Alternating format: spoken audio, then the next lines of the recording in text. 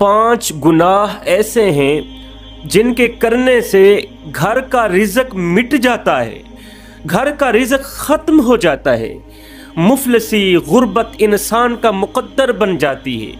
ये 5 गुनाह घर को गुर्बत के समंदर में गर्क कर देते हैं।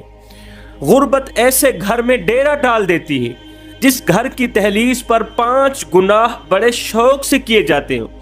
और सुनो, जिस घर में गुर्बत डेरा डाल दे वहाँ टेंशनें, परेशानियाँ, मुसीबतें, आजमाइशें जन्म लेती हैं, क्योंकि गुर्बत का परेशानियों के साथ गहरा ताल्लुक होता है, गुर्बत का टेंशनों के साथ गहरा ताल्लुक होता है। जहाँ गुर्बत होगी वहाँ परेशानियाँ होंगी, जहाँ गुर्बत होगी वहाँ का इंसान रोटी के लिए परेशान, वहाँ का इंसान पानी के लिए परेशान, बच्चों की फीस के लिए परेशान, बच्चों के कपड़े के लिए परेशान, घर के मकान के रेंट के लिए परेशान, गैस के बिजली के बिल के लिए परेशान।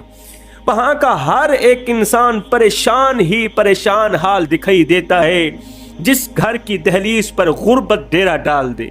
इसलिए मैं कहता हूँ मेरे भाइयों, गुर्बत से बचो, जितना हो सके खुद भी गुर्बत से बचो और अपनी औलाद को भी गुर्बत से बचाओ। गरीब इंसान की मेरे मुआशरे में कोई कदर व कीमत नहीं है, गरीब इंसान की कोई इज्जत नहीं, कोई वैल्यू नहीं, कोई मयार नहीं है। गरीब इंसान को कोई भी दावत पर नहीं बुलाता, शादी ब्याह पर नहीं बुलाता, गरीब के साथ कोई भी ताल्लुक नहीं बढ़ाना चाहता, कोई भी रिश्ता नहीं करना चाहता। गरीब की बेटी जवान हो गई है लेकिन शादी करने के लिए कोई तैयार नहीं, गरीब की बेटी से निकाह करने के लिए कोई भी तैयार नहीं है, इसलिए कि उसके पास तो जहेज ही नहीं है, वो तो 2 टक्के का मजदूर है। हाय, जिस गरीब को मेरे नबी ने फरमाया था मेरी उम्मत में सर उठा उठा के चलना, हमने उस गरीब का सर मट्टी में मिला दिया, हमने उस गरीब का जीना हराम कर दिया। हमने जब भी लूटा गरीब को लूटा, हमने जब भी घर बर्बाद किया बेचारे गरीब का घर बर्बाद किया, हमने जब भी इज्जत वाली पगड़ी खाक में मिलाई बेचारे गरीब की इज्जत वाली पगड़ी खाक में मिलाई। और नादानो, मुझे इतना बता दो, मरने के बाद अल्लाह को क्या मुंह दिखाओगे? यही काली शक्ल लेकर जाओगे? यही गुनाहों में डूबी हुई शक्ल लेकर जाओगे? ये काली शक्ल लेकर मालिक को मुंह दिखाते हुए तुम्हें शर्म नहीं आएगी? ये गुनाहों में डूबा हुआ चेहरा लेकर मदीने वाले को दिखाते हुए तुम्हें हया नहीं आएगी, तुम्हें शर्म नहीं आएगी? मैं बताना चाहता हूं कि आखिर वो कौन से 5 गुनाह हैं जिनके करने से घर गुर्बत के समंदर में गर्क हो जाता है, मुफलसी और गुर्बत इंसान का मुकद्दर बन जाती हैं, तंगियां, टेंशनें, परेशानियां, मुसीबतें इंसान का मुकद्दर बन जाती हैं। पहला गुनाह, जिस घर में मियाँ बीवी के दरमियान हर वक्त लड़ाई झगड़ा लगा रहता हो, हर वक्त तू मैं अफरा तफरी लगी रहती हो। याद रखना, जिस घर में मियाँ बीवी के दरमियान हर वक्त लड़ाई झगड़ा लगा रहता हो, उस घर का उरूज जवाल में बदलना शुरू हो जाता है। जहाँ हर वक्त लड़ाई झगड़ा रहता हो वहाँ शैतान का पहरा होता है, और जहाँ शैतान का पहरा हो वहाँ रहमान के रहमत के फरिश्ते नहीं आते। जहाँ शैतान का पहरा हो वहाँ रिज़्क बांटने वाले फरिश्तों का आना बंद हो जाता है, रहमत के फरिश्तों का आना वहाँ पर बंद हो जाता है। जिस घर का पहरेदार भी शैतान हो, शैतान जिस घर का पहरेदार होगा वो घर जल्द अज जल्द तबाह बर्बाद हो जाएगा, वो घर उजड़ जाएगा। क्यों? इसलिए कि इन्न शैतान लिल इंसान अदुव्वुम मुबीन, शैतान इंसान का खुला दुश्मन है। इसलिए शैतान के वार से बचना, आपस में लड़ाई झगड़ा मत करना। फरमाया दूसरा गुनाह, जिस घर में वालिदैन को पेट भरकर खाना ना खिलाया जाता हो, जिस घर में वालिदैन भूखे रहते हो, वालिदैन प्यासे रहते हो, जिस घर में वालिदैन को ठंडा पानी नसीब ना होता हो, उल्टा वालिदैन के ऊपर ताने कसे जाते हो, वालिदैन को उनकी गुर्बत के ताने दिए जाते हो। और बुढ़े, बता तो सही, तूने हमारे लिए क्या कुछ इकट्ठा किया? खुदा बख्श मरा था, अपनी औलाद के लिए मुरब्बे छोड़ के गया, जायदादें छोड़ के गया, ज़मीनें छोड़ के गया। और बुढ़े, बता तो सही, तूने हमारे लिए क्या कुछ इकट्ठा किया? इस तरह के ताने दिए जाते, वालिदैन के साथ बदसलूकी की जाती हो, बद अखलाकी से पेश आया जाता हो, والدین کی بے ادبی کی جاتی ہو۔ ادب کی بات آئی، مجھے حضرت حکیم لقمان کا ایک جملہ یاد آ گیا۔ کسی نے پوچھا نا حضرت آپ نے ادب کہاں سے سیکھا؟ کسی نے حضرت حکیم لقمان سے پوچھا کہ آپ نے ادب کہاں سے سیکھا؟ حضرت حکیم لقمان نے فرمایا میں نے ادب بے ادبوں سے سیکھا، میں نے ادب بے ادب لوگوں سے سیکھا۔ کہا وہ کیسے؟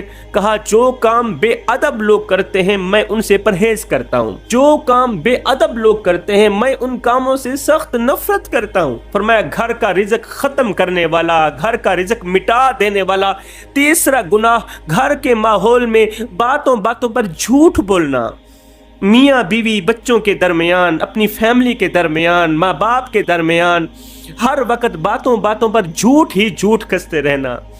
جھوٹے انسان پر اللہ تعالیٰ کی لعنت پڑتی ہے، اور جس گھر میں باتوں باتوں پر جھوٹ بولا جاتا ہو اس گھر پر بھی اللہ تعالیٰ کی لعنت پڑتی ہے، اور جس گھر میں رب کی لعنت پڑتی ہے، خدا کی لعنت پڑتی ہے، اس گھر میں رحمت کے فرشتے نہیں آتے، اس گھر میں رزق بانٹنے والے فرشتے، رزق میں برکت ڈالنے والے فرشتے نہیں آتے، روٹھ جاتے ہیں۔ گھر کا رزق ختم کر دینے والا چوتھا گناہ جس گھر میں مکڑی کا جالا نہ ہٹایا جاتا ہو، مطلب جس گھر میں صفائی ستھرائی کا خیال نہ رکھا جاتا ہو۔ فرمایا صفائی نصف ایمان ہے، صفائی تمہارے ایمان کو مکمل کرنے کا ذریعہ ہے، صفائی نصف ایمان ہے۔ فرمایا اپنے گھر کے ماحول کو ہر وقت صاف ستھرا رکھا کرو تاکہ رزق بانٹنے والے فرشتوں کو تکلیف نہ ہو، رحمت کے فرشتے جب تمہارے گھر میں آئیں تو انہیں تکلیف نہ ہو، انہیں راحت پہنچے، انہیں سکون ملے۔ فرمایا رزق ختم کر دینے والا پانچواں گناہ جو گھر قبرستان ہو۔ قبرستان کا مطلب جس گھر میں قرآن نہ پڑھا جاتا ہو، جس گھر میں تلاوت نہ کی جاتی ہو، جس گھر میں اللہ رسول کا نام نہ لیا جاتا ہو، جو اپنے گھر میں سورہ یاسین کی تلاوت نہ کرتے ہو، سورہ ملک کی تلاوت نہ کرتے ہو۔ قصہ مختصر، جس گھر میں اللہ رسول کا نام نہ لیا جاتا ہو، فرمایا وہاں رحمت کے فرشتے نہیں آتے، وہاں رزق بانٹنے والے فرشتے نہیں آتے۔ ایسے گھر میں ہر وقت شیطان کا پہرا رہتا ہے، اور جس گھر کا پہرے دار شیطان ہو وہ گھر جلد از جلد تباہ و برباد ہو جاتا ہے۔ انسان کے تین عمل، تین نیکیاں اللہ تعالیٰ کو بہت ہی زیادہ پسند ہیں، اور سنو جو شخص یہ تین نیکیاں بڑے شوق سے کرتا ہے تو اللہ تعالیٰ ان پسندیدہ تین نیکیوں کے صدقے اسے کبھی بھی غربت کا شکار نہیں کرتا، اس کے گھر میں کبھی بھی پریشانیاں نہیں آنے دیتا، دکھ نہیں آنے دیتا، ٹینشنیں تکلیفیں نہیں آنے دیتا۔ جو شخص یہ تین اعمال بڑے شوق سے کرتا ہے، یہ تین نیکیاں دل و جان سے شوق سے کرتا ہے، کبھی بھی غربت کا شکار نہیں ہوگا، اس کے گھر میں پریشانیاں نہیں آئیں گی، اس کا گھر کبھی بھی غربت کی دلدل میں نہیں پھنسے گا۔ آج اگر ہمارے گھر میں ٹینشنیں ہیں، پریشانیاں ہیں، بے سکونی، مال کے ہونے کے باوجود بھی دل بے قرار رہتا ہے، دل بے چین رہتا ہے، دل بے سکون رہتا ہے، وجہ صرف یہی ہے کہ ہم نے وہ اعمال چھوڑ دیے، وہ نیکیاں کرنی چھوڑ دیں جو نیکیاں میرے اللہ کو بہت زیادہ محبوب تھی، جو نیکیاں میرے اللہ کو بہت زیادہ پسند تھی۔ آخر وہ کون سی تین نیکیاں جن کے کرنے سے انسان کے گھر میں غربت نہیں آتی، غربت کے جنازے نکل جاتے ہیں، امیری عروج پر آ جاتی ہے، اللہ تعالیٰ غیب سے رزق وسیع عطا کرتا ہے، اور اللہ تعالیٰ انسان کو اپنا محبوب بنا لیتا ہے۔ وہ تین نیکیاں بتانے سے پہلے ایک دن رسول کریم صلی اللہ علیہ وسلم نے فرمایا اے میرے غلامو مجھے بتاؤ تو صحیح میری امت کا مفلس انسان کون ہے؟ کسی نے کہا یا رسول اللہ جس کے پاس دولت نہیں ہے وہ مفلس ہے۔ نبی نے فرمایا نہیں، وہ مفلس نہیں ہے۔ کسی نے کہا یا رسول اللہ جس کے پاس پیسہ نہیں، جو غریب ہے، صبح کو کھاتا ہے شام کے لیے نہیں ہوتی، شام کو کھاتا ہے صبح کے لیے نہیں ہوتی، وہ مفلس ہے۔ نبی نے فرمایا نہیں۔ صحابہ کرام نے ہاتھ جوڑے عرض کی یا رسول اللہ سونیا آپ ہی خوب جانتے ہیں، آپ کا رب ہی خوب جانتا ہے، ہم نہیں جانتے، ہمیں بتائیے کہ آپ کی امت کا مفلس انسان کون ہے؟ تو رسول کریم صلی اللہ علیہ وسلم نے فرمایا دل کے کانوں سے سنو، مفلس کون ہے؟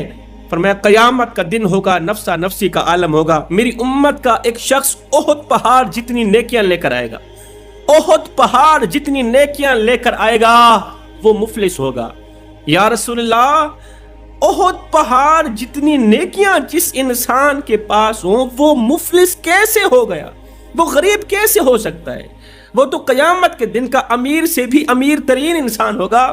نبی نے فرمایا وہی تو مفلس ہوگا، اس کے پاس نیکیوں کے انبار ہوں گے، احد پہاڑ جتنی نیکیاں تو ہوں گی، مگر چغلی کر کر کے اس نے دنیا میں کسی کی چغلی کی ہوگی، کسی کی غیبت کی ہوگی، غیبت کے ذریعے، چغلی کے ذریعے ماں کو بیٹے سے لڑایا ہوگا، پھر بیٹے کو ماں سے جدا کر دیا ہوگا، چغلی کے ذریعے، غیبت کے ذریعے بھائی کو باپ سے لڑایا ہوگا، پھر بھائی کو باپ سے جدا کر دیا ہوگا، غیبت کے ذریعے، چغلی کے ذریعے کسی کو برا بھلا کہا ہوگا، کسی کے زخموں پر نمک چھڑکا ہوگا، کسی کو دکھ دیے ہوں گے، کسی کو درد دیے ہوں گے، کسی کو غم دیے ہوں گے، کسی کو دکھ دے کر، کسی کو غم دے کر، کسی کو ٹینشنیں دے کر، کسی کی عزت والی پگڑی خاک میں ملا کے، کسی کا جینا حرام کر کے، تجھے کیا لگتا ہے کہ تو ساری زندگی ایسے ہی مسکراتا رہے گا؟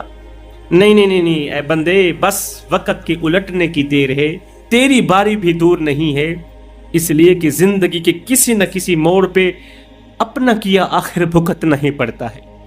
اس لیے کسی کو دکھ دینے سے پہلے سوچ لینا، یہ دکھ گھومتے ہوئے، پھر آتے ہوئے، یہ ٹینشنیں، یہ پریشانیاں جو تم دوسروں کو دیتے ہو، یہ ٹینشنیں گھومتی ہوئی، پھر آتی ہوئی، آخر کار اس بندے تک آن ہی پہنچتی ہے جہاں سے یہ گئی تھی۔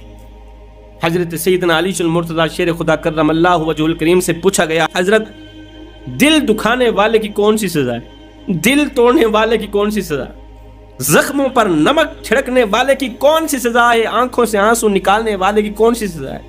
جس کی وجہ سے انسان کا دل روتا ہو اور دل سے ہی آنسو نکلتے ہو، ایسے شخص کے لیے کون سی سزا ہے؟ فرمایا جو قتل کی سزا ہے وہ دل توڑنے والے کی سزا ہے، وہ دل دکھانے والے کی سزا ہے، کیونکہ قتل کرنے سے انسان مرتا ہے، انسان کا وجود مرتا ہے، لیکن دل توڑنے سے انسان کی روح کو صدمہ پہنچتا ہے۔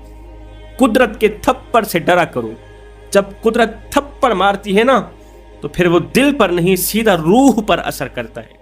نبی نے فرمایا جس کی اس نے غیبت کی ہوگی دنیا میں، جس پر ظلم کیا ہوگا، وہ مظلوم آئے گا، کہے گا مجھے میرا حق دو، تو نے مجھ پر ظلم کیا، اب یہ اپنی نیکیاں بانٹتا جائے گا، جس کی چغلی کی ہوگی اسے نیکیاں دے گا، کسی کو برا بھلا کہا ہوگا، کسی کی غیبت کی ہوگی، کسی پر ظلم کیا ہوگا، کسی کو گالی دی ہوگی، کسی کو تانے دیے ہوں گے، کسی کا گھر اجاڑا ہوگا، کسی کے گھر کو آگ لگائی ہوگی، کسی کی زندگی خراب کی ہوگی، کسی کی زندگی پر داؤ لگایا ہوگا، داغ لگایا ہوگا، کسی مسلمان کی بیٹی کی عزت کو پامال کیا ہوگا، کسی غریب کی جھکی کو آگ لگائی ہوگی، تکبر کے ذریعے خود کو دوسروں سے افضل سمجھتا ہوگا اور دوسروں کو خود سے کم تر سمجھ کر پھر لوگوں پر ظلم کرتا ہوگا، مظلوموں کو یہ اپنی نیکیاں بانٹتا جائے گا، بانٹتے احد پہاڑ جتنی نیکیاں ختم ہو جائیں گی، لیکن قرضے والے ابھی ختم نہیں ہوں گی۔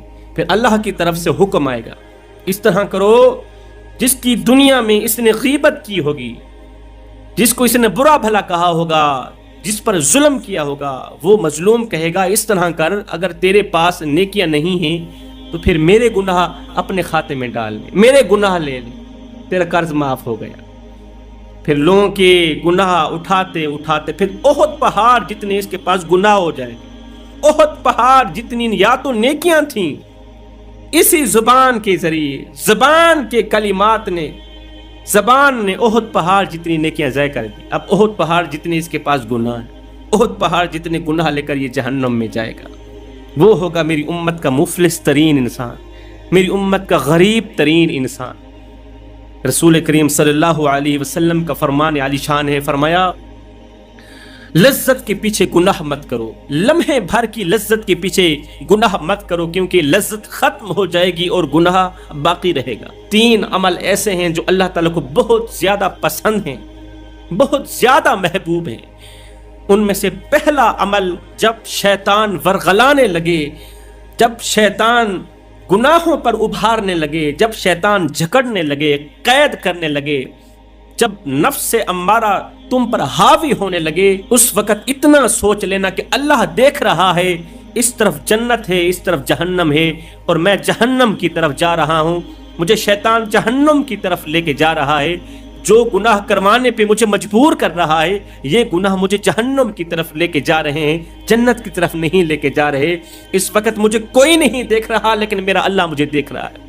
جب غیبت کرنے کا، جھوٹ بولنے کا دل کرے، چغلی کرنے کا دل کرے، کسی کی عزت پامال کرنے کا دل چاہ رہا ہو، کسی کی عزت والی پگڑی خاک میں ملانے کا جب دل چاہ رہا ہو، تو اس وقت غور کیا کرو، پکا یقین کر لیا کرو، اس وقت مجھے کوئی نہیں دیکھ رہا، میرا اللہ مجھے دیکھ رہا ہے، جو دلوں کے حالات سے واقف ہے۔ ہر وقت، ہر گھڑی، ہر لمحے اللہ کی یاد کا عمل اللہ تعالیٰ کو بہت زیادہ پسند ہے۔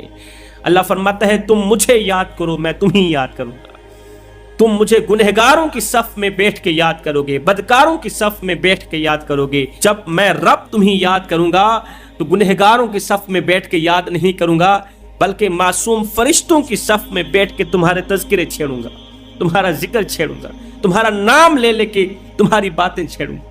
ایک بار تم میرے بن کے تو دیکھو، میری راہوں پر آ کر تو دیکھو، میری چوکھٹ پر آ کر تو دیکھو، میں رب ہوں، 70 ماؤں سے بڑھ کے محبت کرنے والا رب، بخشش کی حد نہ کر دوں مجھے رب العالمین بھی نہ کہنا۔ دوسرا عمل، دوسری نیکی جو اللہ تعالیٰ کو بہت زیادہ محبوب ہے، بہت زیادہ پسند ہے، وہ ہے کسی دشمن کے ساتھ نیکی کرنا۔ ہمارے ہاں تو ایک ٹرینڈ بن گیا ہے، ہماری گلی میں اگر کوئی شیعہ رہتا ہو تو ہم اپنے بچوں کو کہتے ہیں یہ شیعہ کا گھر ہے، یہ بھوکے شیعہ کا گھر ہے، اس کے بچے مر جائیں بھوکے، مر جائیں پیاسے، اگر اس نے 3 دن سے کچھ نہیں کھایا تو کوئی بات نہیں، اس شیعہ کے گھر میں تم نے روٹی نہیں دینی، پانی نہیں دینا، کیونکہ یہ شیعہ ہے، ہم سنی ہیں، بھوکے مر جائیں پیاسے مر جائیں۔ دوسری گلی میں اگر دیوبند کا گھر ہو تو میرے مسلک کا ہر ایک آدمی، اللہ ماشاءاللہ ہر کسی کی بات نہیں کروں گا، کہتے ہیں جی یہ دیوبند کا گھر ہے، یہ وہابی کا گھر ہے، بھوکے مر جائیں پیاسے مر جائیں، ان کے گھر میں نہ پانی دینا ہے نہ روٹی دینی ہے۔ تیسری گلی میں اگر کوئی سنی کا گھر ہو تو شیعہ بھی کہتا ہے، دیوبند بھی کہتا ہے یہ سنی کا گھر ہے، یہ شرک کرنے والے ہیں، خبردار، اس کے گھر میں پانی نہیں دینی، بھوکے مر جائیں پیاسے مر جائیں۔ میں اتنا کہنا چاہتا ہوں صاحب، تیری گلی میں اگر کوئی شیعہ رہتا ہے، وہابی رہتا ہے، دیوبند رہتا ہے، یا کوئی غیر مسلم رہتا ہے، اس کا حساب وہ خود دے گا۔ غیرت کے کانوں سے سنو، دل کے کانوں سے سنو، اگر روٹی نہ ملنے کی وجہ سے وہ رات کو بھوکا سو گیا، اس کے بچے رات کو بھوکے سو گئے، تو یاد رکھنا اس کا حساب تجھے دینا پڑے گا، کہ تیرے مالدار ہونے کے باوجود بھی وہابی کے بچے بھوکے کیوں سوئے، شیعہ کے بچے بھوک سے کیوں سوئے، سنی کے بچے بھوک سے کیوں سوئے، یا کسی غیر مسلم کے بچے بھوک سے کیوں سوئے۔ قیامت کے دن تجھے ان چیزوں کا جواب دینا ہوگا۔ اصل میں نیکی ہے ہی وہی جو کسی دشمن کے ساتھ کی جائے، جو کسی مخالف انسان کے ساتھ کی جائے۔ ایک باپ مر رہا تھا، زندگی موت کی کشمکش میں تھا، نزع کا وقت تھا، اللہ اکبر، مرنے سے کچھ گھنٹے پہلے باپ کے ہاتھ میں ایک ہیرا تھا، قیمتی ہیرا تھا۔ باپ نے اپنے بچوں کو بلایا، بچوں میرے پاس آؤ، میرے پاس جتنی جائیداد تھی میں نے تمہیں تقسیم کر دی، لیکن یہ جو ہیرا ہے نا بہت ہی زیادہ تمہاری سوچ وہم و گمان سے بھی بڑھ کر قیمتی، تمہارے ذہن سے وہم و گمان سے زیادہ قیمتی ہے، لیکن یہ ہیرا اسی بیٹے کو دوں گا جو میری زندگی میں جو گھنٹہ 2 گھنٹے 1 دن یا 2 دن میری زندگی کے رہ گئے ہیں، جو میری زندگی میں نیک اعمال کرے گا، نیک عمل، اصلی نیکی کرے گا، وہ نیکی جو اللہ رسول کو بہت زیادہ پسند ہے، میری زندگی میں جو اصلی نیکی کرے گا نا، یہ ہیرا میں اسی بیٹے کو دوں گا۔ 2 بیٹے تھے، دونوں بیٹے گھر سے باہر نکل گئے نیکی کرنے کے لیے، پورا دن نیکی کرتے رہے۔ شام کو چھوٹا بیٹا باپ کے پاس آیا، قدموں پہ بیٹھ کے کہنے لگا، ابا آج میں نے ایسی نیکی کی ہے جو اللہ رسول کو بہت زیادہ پسند ہے، لہٰذا یہ قیمتی ہیرا مجھے دیا جائے۔ باپ نے کہا، بیٹا کون سی نیکی کی ہے؟ کہا، ابا میں نے کسی کی امانت دینی تھی، اگر میں نہ بھی دیتا تو وہ میرا کچھ نہیں بگاڑ سکتا تھا، میں نے امانت دینی تھی، آج گیا اس کے گھر میں جا کر امانت اس کی سپرد کر رہا۔ یہ نیکی کتنی بڑی نیکی۔ باپ نے کہا، بیٹا نیکی تو ہے، لیکن اگر تیرے دوسرے بھائی نے کوئی خاص عمل نہ کیا، کوئی خاص نیکی نہ کی، تو یہ ہیرا تجھے دیا جائے گا، پریشان نہ ہو۔ شام کو دوسرا بھائی بھی آ گیا، بھائی نے یہ نہیں کہا کہ ابا یہ ہیرا مجھے دے دو، بیٹے نے کہا، ابا میں نے جو نیکی کی ہے ممکن ہے اللہ رسول کو پسند نہ ہو، آپ کو پسند نہ ہو۔ باپ نے کہا بیٹے بتاؤ تو صحیح کون سی نیکی کی؟ بیٹے نے کہا ابا میرا ایک دشمن تھا جو جانی دشمن تھا، پہاڑی کی چوٹی پر وہ شراب کے نشے میں دھت مدہوش پہاڑی کی چوٹی پر لیٹا ہوا تھا، اگر وہ ذرا بھی حرکت کرتا تو نیچے گرتا مر جاتا۔ میں نے باوجود دشمنی کے اپنا منہ کپڑے سے ڈھانپا، میں اس کے قریب گیا، اسے اٹھایا، وہ شراب کے نشے میں دھت تھا، مدہوش تھا، میں نے اسے اٹھایا، اس کی حفاظت کرتے ہوئے اسے گھر چھوڑ کے آیا، حفاظت کرتے ہوئے اسے گھر چھوڑ کے میں نے دشمن کی جان بچائی۔ ابا یہ کوئی خاص نیکی تو نہیں، پر میرے بھائی نے امانت کی خیانت نہیں کی، یہ خاص نیکی ہے، لہٰذا یہ قیمتی ہیرا میرے بھائی کو دیا جائے۔ باپ نے کہا نہیں بیٹے، اس ہیرے کے حقدار تم ہو۔ بیٹے نے کہا ابا وہ کیسے؟ باپ نے کہا بیٹے اصل میں نیکی ہے ہی وہی جو دشمن کے ساتھ کی جائے، اصل میں نیکی ہے ہی وہی جو کسی مخالف کے ساتھ کی جائے، جو کسی دشمن کے ساتھ کی جائے۔ فرمایا دشمن کے ساتھ کی گئی نیکی اللہ تعالیٰ کو بہت زیادہ پسند ہے۔ تیسرا عمل، کسی بھی چھوٹی سی چھوٹی نیکی کو بھی نہ چھوڑنے والا عمل اللہ تعالیٰ کو بہت زیادہ پسند۔ چھوٹی سی چھوٹی نیکی بھی ہے نا، کر ڈالو، یہ عمل اللہ تعالیٰ کو بہت زیادہ پسند۔ آج کا انسان کہتا ہے جی میرا تو نصیب ہی خراب ہو گیا ہے، اس لیے تو میرے نصیب میں لکھا گیا رزق مجھے نہیں مل رہا۔ میں نے کہا یہ ہو ہی نہیں سکتا کہ تیرا نصیب خراب ہو گیا ہو، کیونکہ تیرے نصیب کا رزق لکھنے والا میرا اللہ ہے۔ تیرے نصیب کا رزق اس اللہ نے لکھا ہے، اس رب نے لکھا ہے، جو رب اپنے بندے سے ایک ماں سے نہیں 70 ماؤں سے بھی بڑھ کے محبت کرنے والا ہے۔ وہ تیرا نصیب غلط کیسے لکھ سکتا ہے؟ ہاں تیرے نصیب کے لکھے گئے رزق میں سکون نہیں ہے، قرار نہیں۔ تیرے نصیب میں لکھے گئے رزق میں سے اگر برکت اٹھا لی گئی ہے، بے برکتی ڈال دی گئی ہے، تو وہ تیرے ہاتھوں کی کمائی ہے، وہ تیرے ہاتھوں کا کیا دھرا ہے، وہ تیرے کرتوتوں کی وجہ سے ہے، تیرے گناہوں کی وجہ سے ہے۔ کچھ گناہ ایسے ہوتے ہیں جو انسان کے رزق میں سے برکت کو اٹھا لیتے ہیں، انسان کے رزق میں برکت اٹھا لیتے ہیں، بیماریاں ڈال دیتے ہیں، بے سکونی ڈال دیتے ہیں، بے چینی ڈال دیتے ہیں۔ انسان رزق کھاتا ہے، جیسے ہی رزق انسان کے اندر جاتا ہے نا، روٹی کھاتا ہے، روٹی جیسے ہی اندر جاتی ہے تو وہ روٹی انسان کو اندر سے کھوکھلا کر دیتی ہے، وہ رزق انسان کو اندر سے بے سکون کر دیتا ہے، بے چین کر دیتا ہے، دل ہر وقت بے چین بے قرار رہتا ہے، اس لیے کہ مال میں برکت کوئی نہیں۔ مال تو ہے، دولت تو ہے، دولت کی فراوانی ہے، اللہ تعالیٰ نے اتنا بڑا مالا مال کیا، اتنا بڑا امیر کیا کہ بڑے بڑے لوگ ہماری امیری پر رشک کرتے ہیں۔ ہمارے پاس دنیا جہان کی ہر ایک چیز ہے، ہر ایک نعمت سے اللہ تعالیٰ نے نوازا، لیکن نہیں نوازا تو سکون سے نہیں نوازا۔ تو وجہ کیا ہے؟ انسان اپنے ہاتھوں سے کچھ گناہ ایسے کرتا ہے جو انسان کی زندگی میں سے سکون، چین و قرار چھین لیتے ہیں، جو گناہ انسان کے مال میں سے برکت کو اٹھا لیتے ہیں، رزق میں سے برکت کو اٹھا لیتے ہیں، اور یہ گناہ اتنے خطرناک گناہ ہوتے ہیں کہ انسان کو دنیا میں بھی ذلیل و خوار کر دیتے ہیں، آخرت میں بھی ذلیل و خوار کر کے رکھ دیتے ہیں۔ انسان کہتا ہے میرے پاس پیسہ بھی ہے، دولت بھی ہے، 4 لوگ میری عزت کرتے ہیں، پھر بھی میری دنیا و آخرت ذلیل، دنیا و آخرت تباہ و برباد، یہ کیسے ہو سکتا ہے؟ غیرت کے کانوں سے سنو، کچھ گناہ ایسے ہیں جو انسان بڑے شوق سے کرتا ہے، بڑے شوق سے کرتا ہے، کیونکہ ان گناہوں میں سے انسان کو بہت ہی زیادہ لذت ملتی ہے، انسان لذت محسوس کرتا ہے۔ لذت کی آڑ میں آ کر گناہ مت کرو، لذت کے پیچھے گناہ مت کرو، اس لیے کہ لذت ختم ہو جائے گی اور گناہ باقی رہے گا۔ یہ گناہ موت کے وقت تمہارا خاتمہ ایمان پر نہیں ہونے دے گا، موت کے وقت تمہیں کلمہ بھلا دے گا۔ یہ گناہ قبر کے اندر کیڑے مکوڑے جمع کرے گا، تمہاری قبر کو کالی کر دے گا، تمہاری قبر کو اندھیری کر دے گا، تمہاری قبر کو جہنم کے گڑھوں میں سے گڑھا بنا لے گا۔ آخر وہ کون سے خطرناک گناہ ہیں جو کہ انسان کی قبر کو جہنم کے گڑھوں میں سے گڑھا بنا دیتے ہیں، انسان کی دنیا بھی تباہ و برباد کر دیتے ہیں، آخرت بھی تباہ و برباد کر دیتے ہیں۔ یہاں پر میں تمہیں ایک سبق آموز اور عبرت ناک واقعہ سنانا چاہتا ہوں۔ اس سے ہمیں سبق یہ ملتا ہے کہ کچھ گناہ ایسے ہیں جن کی سزا میرا اللہ انسان کو دنیا میں ہی دے دیتا ہے، حالانکہ ایسے انسان کے لیے میرے اللہ نے جنت میں خوبصورت سا عالی شان محل بنا رکھا ہوتا ہے، محل کھڑا کر رکھا ہوتا ہے کہ میرا بندہ جیسے ہی مرے گا، جیسے ہی قبر میں جائے گا تو سیدھا اپنے اعلیٰ مقام پہ کھڑا ہو جائے گا، سیدھا خوبصورت محل میں چلا جائے گا۔ جنت کی حورین اس کی انتظار میں ہوتی ہے کہ کب ہمارا شہزادہ آئے گا، کب ہمارا دولہا آئے گا۔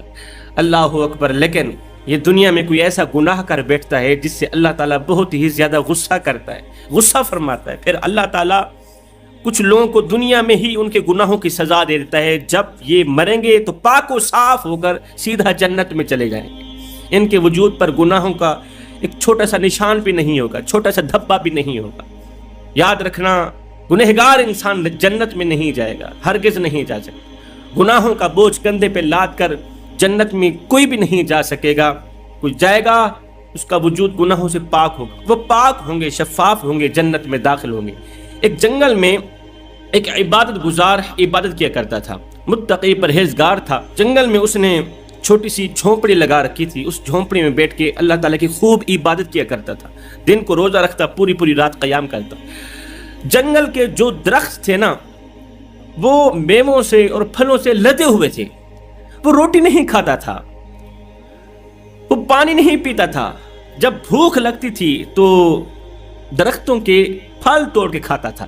اس طرح اس کی گزر بسر ہو رہی تھی، جنگل کے درختوں کے پھل توڑ توڑ کے کھاتا رہا، اللہ کی عبادت کرتا رہا، دن کو روزہ رکھتا، پوری پوری رات قیام کرتا، وقت گزرتا گیا۔ مجھے بتاؤ، جو انسان دنیا میں رہنے کے باوجود بھی دنیا کی رنگینیوں میں قدم رکھنا گوارا نہیں کرتا، اللہ کی رضا کے لیے، اللہ کو پانے کے لیے، دنیا میں رہ کر بھی شہوت کے ہونے کے باوجود بھی، نفس کے ہونے کے باوجود بھی جو انسان گناہ کی طرف نہیں جاتا، مجھے بتاؤ اس کا کتنا بڑا مقام ہوگا۔ اور وہ جو جنگل میں بیٹھ کے اللہ تعالیٰ کی عبادت میں مگن ہے، اللہ تعالیٰ کی عبادت میں مصروف ہے، مجھے بتاؤ اس کا کتنا بڑا اعلیٰ مقام ہوگا۔ لیکن یہ بات شیطان کو ناگوار گزری، شیطان برداشت نہ کر سکا، کہنے لگا اتنا بڑا عبادت گزار، متقی پرہیزگار، جو مرے گا تو سیدھا جنت میں جائے گا، یہ تو اللہ تعالیٰ کا بہت بڑا ولی ہے، محبوب ہے، اسے ورغلانا چاہیے، اس کے اوپر حملہ کرنا چاہیے۔ شیطان نے کیا کیا؟ اس کو گمراہ کرنے کے لیے، اس کو سیدھے راستے سے ہٹانے کے لیے، بھٹکانے کے لیے ایک خوبصورت لڑکی کو شیطان نے اس کے پاس بھیجا۔ خوبصورت لڑکی رات کا وقت تھا، اس عبادت گزار کے پاس آئی، رو کر کہنے لگی کہ مجھے کچھ ڈاکوؤں نے اٹھایا ہوا تھا، مجھے گھر سے ڈاکوؤں نے اٹھا کر کہیں جا رہے تھے، مجھے لے کر کہیں جا رہے تھے، راستے میں سے میں نے موقع پایا، گھوڑے سے نیچے اتری، بھاگتی بھاگتی جنگل میں داخل ہوئی تو آگے ایک چراغ جلتا ہوا نظر آیا، میں آپ کے پاس آ گئی ہوں، خدا کے لیے آج کی رات مجھے اپنے پاس ٹھہرنے دیں، صبح کا سورج نکلتے ہی، صبح کا سورج طلوع ہوتے ہی میں یہاں سے نکل جاؤں گی، میں یہاں سے چلی جاؤں گی۔ اس اللہ والے کا دل بھر آیا، رحم آیا، اس اللہ والے نے اسے کہا کہ میری جھونپڑی میں لیٹ جاؤ، سو جاؤ، صبح ہوتی ہی یہاں سے چلے جانا۔ وہ عبادت میں ہی مصروف ہے۔ اب شیطان عبادت گزار کو ورغلانے لگا، کہنے لگا تو حضرت انسان ہے، اشرف المخلوقات ہے، اللہ تعالیٰ نے تجھے شہوت دی ہے، اللہ تعالیٰ نے تجھے نفس دیا ہے، تو پھر نفس کے ہونے کے باوجود بھی خوبصورت لڑکی تیرے قریب بیٹھی ہے، تیرے نزدیک بیٹھی ہے، شہوت کے ہونے کے باوجود بھی اگر تو اسے کچھ نہ کہے، پھر تو دنیا کی لذت اٹھا تو نہ سکا، دنیا میں کس لیے آیا تھا، کیا کرنے کے لیے آیا تھا؟ دوسرے لوگ بھی تو ہیں جو دن کو روزہ رکھتے ہیں، پوری پوری رات عیاشیاں مارتے ہیں، ایک لمحے کی شہوت کے لیے، لذت اٹھانے کے لیے اللہ تعالیٰ نے خود تیرے پاس لڑکی بھیجی ہے۔ اس سے پہلے تو کبھی لڑکی نہیں آئی تھی تیرے پاس، کبھی خوبصورت عورت تیرے قریب نہیں آئی تھی، آج اگر خوبصورت لڑکی تیرے پاس چل کر آئی ہے تو اس میں کوئی نہ کوئی راز پوشیدہ ہے، کوئی نہ کوئی حکمت پوشیدہ ہے، اللہ نے ہی اسے آپ کی طرف بھیجا ہے کہ آپ تھوڑی دیر کے لیے لذت اٹھا لیں۔ اب ایک طرف شیطان کہتا کہ گناہ کر، دوسری طرف اس کے نیک اعمال اسے گناہ سے روکتے تھے، خبردار یہ گناہ مت کرنا، یہ گناہ نیکیوں کو اس طرح کھاتا ہے جس طرح آگ لکڑیوں کھاتی ہے، عبادت ضائع کر بیٹھو گے، عبادت ضائع کر بیٹھو گے۔ ادھر سے اللہ نے جنت میں اس عبادت گزار کے لیے خوبصورت عالی شان محل بھی تیار کر رکھا تھا، محل بھی کھڑا کر رکھا تھا کہ میرا عبادت گزار بندہ جب مرے گا تو سیدھا خوبصورت محل میں جائے گا، خوبصورت جنت میں جائے گا، اور جنت کی حسین حورین اس کی منتظر ہیں۔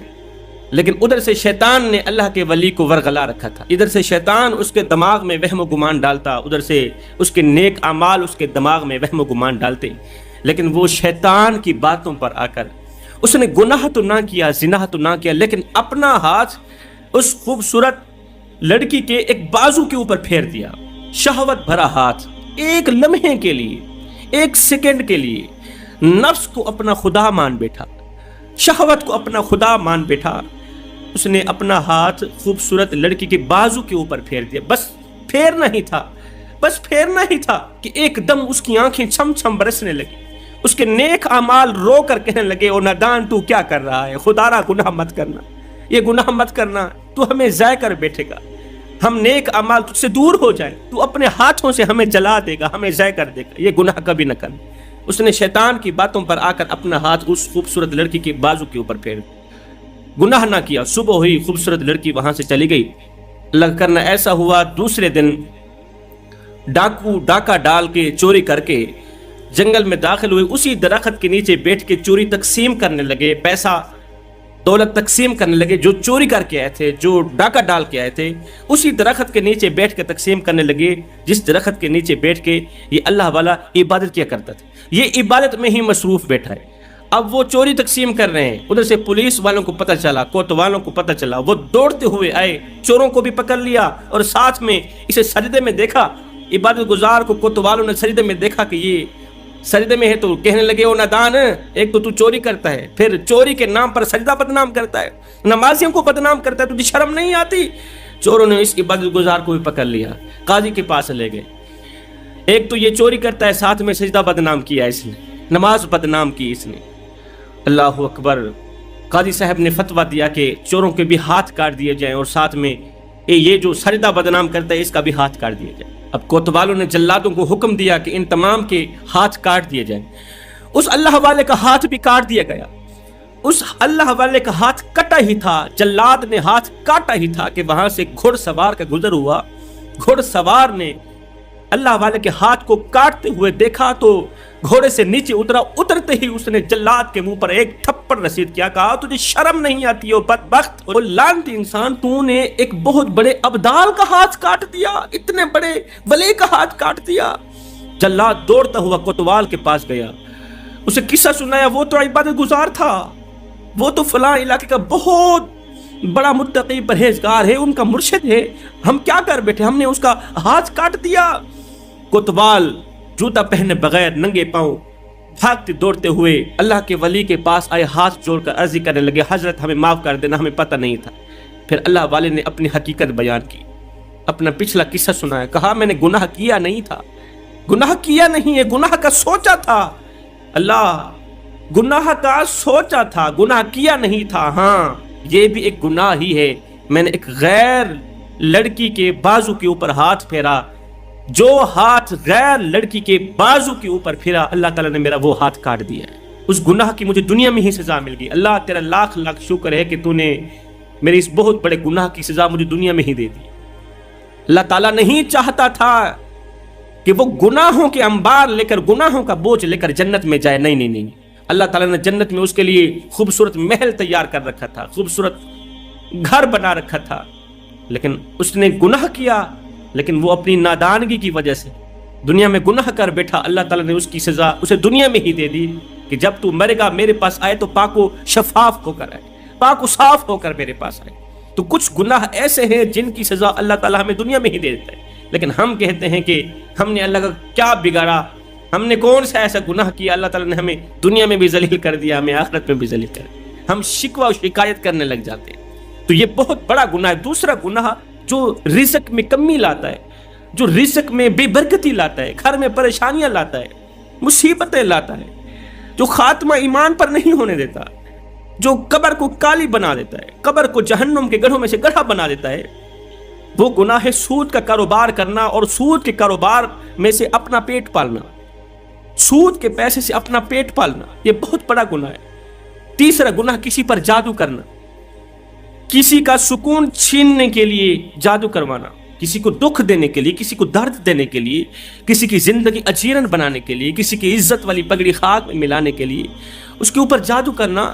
یہ تین گناہ ایسے ہیں جو انسان کی دنیا بھی تباہ کر دیتے ہیں, جو انسان کی آخرت بھی تباہ کر دیتے ہیں. سب کچھ کرنا, یہ تین گناہ کبھی نہ کرنا. حضرت شیخ سعدی فرماتے ہیں, میں نیا گھر خریدنا چاہتا تھا, نیا گھر خریدنا چاہتا تھا. گھر کی تلاشی کے لیے میں اپنے گھر سے باہر نکلا, گلی کو جا رہا تھا تو میں نے ایک خوبصورت سا مکان دیکھا. میں نے کہا بیچتے ہو؟ انہوں نے کہا بیچتے. خوبصورت سا مکان تھا, عالی شان مکان تھا, عمدہ مکان تھا، ہماری بات چیت ہو رہی تھی، اتنے میں وہاں پر ایک سود خور آیا جس کو میں اچھی طرح جانتا تھا۔ سود خور آیا، کہنے لگا حضرت آپ یہ مکان لے لیں، بہت ہی عمدہ مکان ہے، بہت ہی کمال مکان ہے، کمال گھر ہے، خوبصورت گھر، آپ یہ لے لیں اور میں بھی آپ کے قریب ہی رہتا ہوں، میں بھی اس گھر کے ساتھ ہی رہتا ہوں، آپ کا ہمسایہ بن جاؤں، میں بھی اس گھر کے ساتھ ہی رہتا ہوں۔ شیخ سعدی فرماتے ہیں میں نے اسے کہا او ندان، جس گھر کا ہمسایہ تیرے جیسا سود خور ہو، جہنمی ہو، وہ گھر مفت میں بھی ملے تو بھی مہنگا ہے، اور ہاں تیرے مرنے کے بعد اس کی قیمت دگنی ہو سکتی ہے۔ جس گھر کا ہمسایہ تیرے جیسا لعنتی سود خور ہو، جس کے اوپر ہر وقت خدا تعالیٰ کی طرف سے لعنت برستی ہی رہتی ہے، وہ گھر تو مجھے مفت میں بھی ملے تو بھی میں نہیں لیتا، تو بھی